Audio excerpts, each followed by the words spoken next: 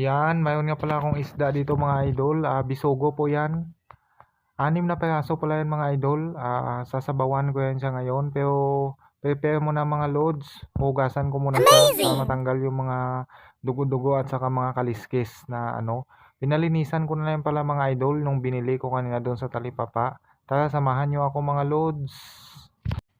Ito na pala yung mga aromatics mga idol, sibuyas, luya at saka kamatis. Yan na yun yung talbos ng kamote na himay-himay ko na mga lods na hugasan na din. Tsaka yan na yun yung siling green. Tsaka yung isda natin mga idol, 6 pero 3 lang yung sasabawan ko dyan. Hugas na din pala yan siya. So malinis na yan siya. Sinisiparate ko lang mga idol yung sasabawan at ipiprito ko. Naghanda na rin pala ako mga idol ng tubig. Andyan na yung luya at saka kamatis. Papakuluan ko lang yan para lumabas yung aroma.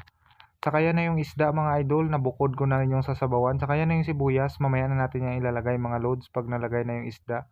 Yung kumukulo na rin pala mga idol. Yung pinakuluan ko kanina. Yan, isabay ko na rin yung isda. 3 peraso lang pala yung mga loads. Yung sasabaw ko, yung 3 ipiprito ko yung mamaya para may ulam po ako bukas. Much later. Update nga pala mga idol sa niluluto ko. Yan na, kumukulo na sa mga idol. Nilagay ko na yung siling green, pampabango. Yan. Tapos nilagay ko na yun mga idol yung talbos ng kamote. So hindi na pala pwedeng pakuluan yung mga idol ng matagal. Kasi malata siya. Yan, nilagay ko na rin yung magic sarap, pampalasa mga idol. Yan, tapos kumukulo na siya kaagad. So nagdagdag lang pala ako mga idol ng tubig para may sabaw din siya. So shout out to all followers pala dyan sa mga kasabay ko na nagluluto ngayon. Yan pala yung pang-asim ko mga idol, sinigang mix original. So update na nga pala sa niluluto natin na isda, malapit na maluto mga idol. Nilagay ko na yung sinigang powder dyan at yan, sabay nilagay ko sa sabaw para ma-mix na siya sa ano, sa niluluto natin. Sakto-sakto lang pala yung nilagay ko dyan mga idol. Yan. Para mahalo na siya dyan sa sabaw. Eventually.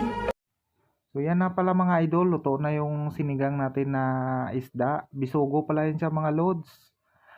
Big shout out pala dyan kay OIC, Shera and Python. Especially kay Gretchen Abela. Big shout out din yan kay Double A or Double Alpha and Tops. So tara mga idol, mag-plating na pala ako. Yan na yung ulam. Siyempre yan na yung kanin. Shout out din sa Kalawanan Settlement Community Chapter. Hanggang dito na lang. Bye bye.